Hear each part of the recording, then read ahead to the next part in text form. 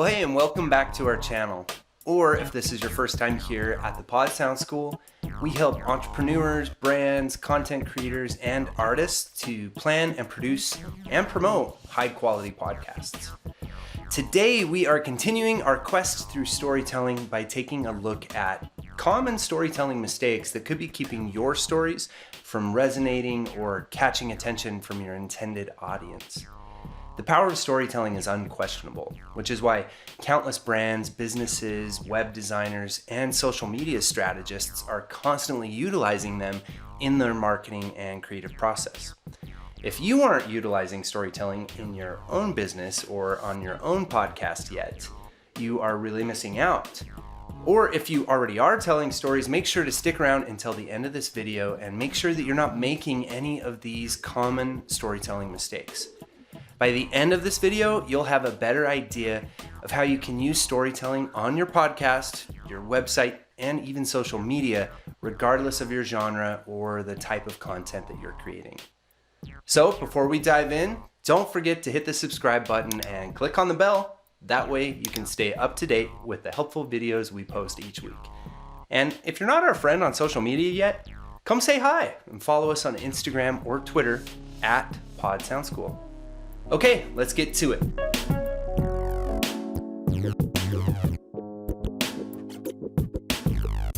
Mistake number 1, not defining or making your character sympathetic. Have you heard of the hero's journey? This is the most common structure of storytelling that we are used to. This is the traditional 3-act play. Countless movies, TV shows, books, etc. are delivered to us in this format. So how can we utilize techniques from the hero's journey or the 3-act structure and put them to use on our own content? First is to create 3-dimensional characters that are sympathetic. In screenwriting lingo, you'll often hear the term petting the dog. This term describes introducing your character to your audience being nice to animals, children, or elderly people. This is a quick trick to get the audience to sympathize with and like our character. The other quality of our hero is that he or she will usually be a victim of undeserved misfortune. In fact, the most common character archetype in a 3-act structure is an orphan. You don't have to look very far to see how common this is. Just think about some of the most famous stories and movies. Many of the main characters are actual orphans. Romeo, Oliver Twist, Annie, Dorothy, Jack from Titanic, Luke and Anakin Skywalker, and also Finn from Star Wars, Frodo Baggins, Batman, Spider-Man, Harry Potter, Will Hunting, Cinderella, The Godfather, Hannibal Lecter, Tom Sawyer, Daenerys Targaryen. If the main character isn't a literal orphan, then they will usually have a quality of orphanage. They'll be isolated, outcasted, different, underappreciated. Putting this idea to use on our own content doesn't mean that we need to tell stories about orphans, but we can make use of this effective technique and find ways to make our characters sympathetic and relatable.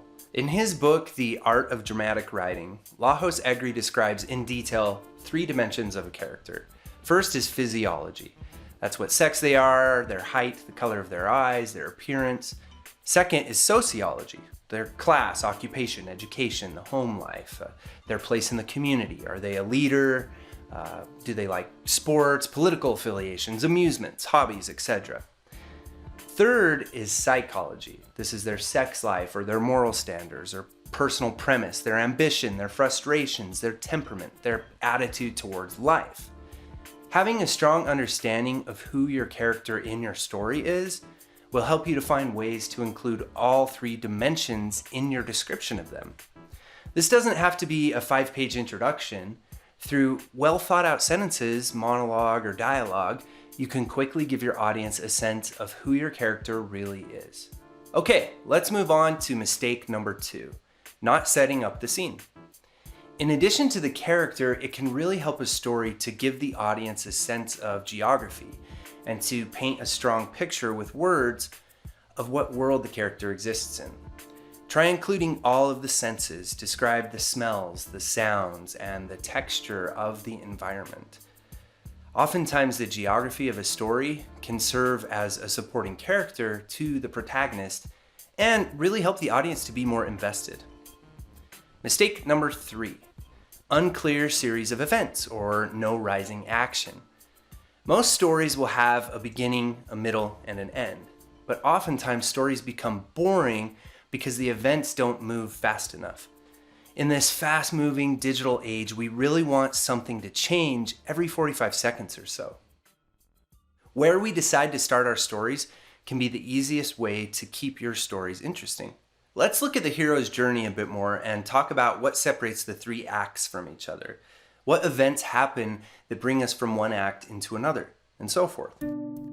Let's see if there is a way we can take bits and pieces from the three-act structure and put them to use on our own podcasts. So first we have an introduction, a first act. Here a few key things are established: the geography, the physiology, the psychology, and the sociology of our character, and the orphanage, isolation, or struggle that the character is going through is established. Our character is made sympathetic, and we are subtly introduced to the central question, or the theme, or the premise of the story. Then there is an inciting incident. Something happens that shakes the character out of their routine or forces them into action. Here we enter into Act 2. Act 2 is usually divided into two halves. There is a wonderful screenwriting app called Contour. Contour has aptly named the first half of Act 2, The Wanderer.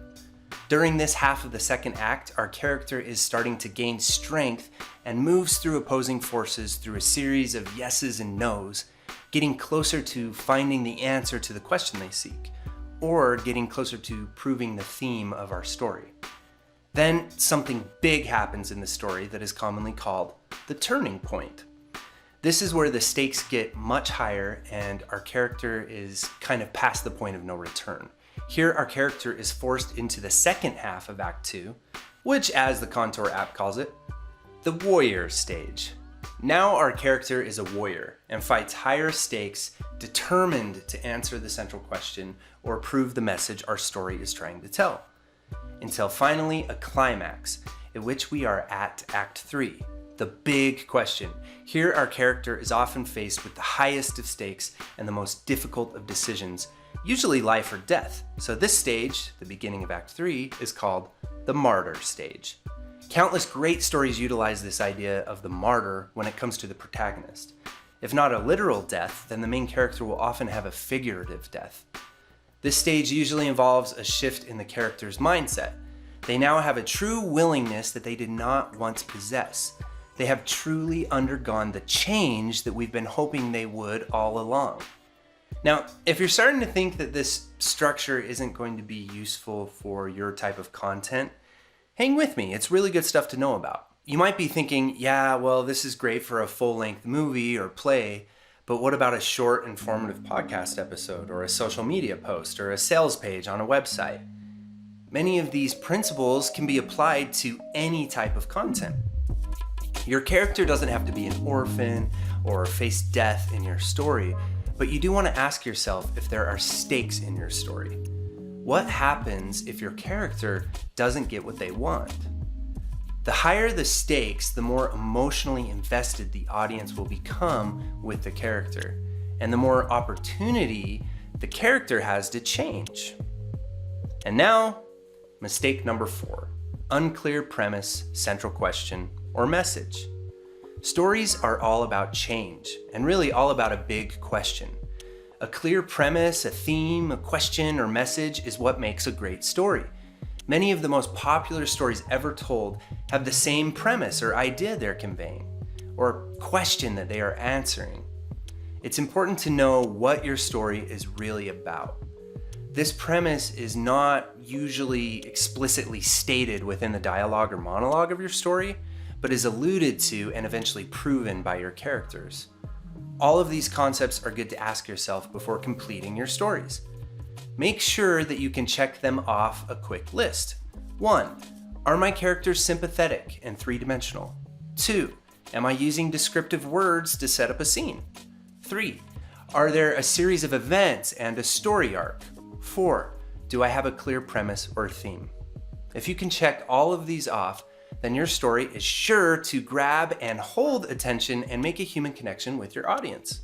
And finally, before I leave you to create your fresh and dope stories, let's wrap up quickly by talking about how we can use these storytelling techniques on any genre or any type of content. It can seem difficult for many podcasters who work with non-narrative material or educational or informative content to implement storytelling into their shows, and also for business owners. But it's actually very easy.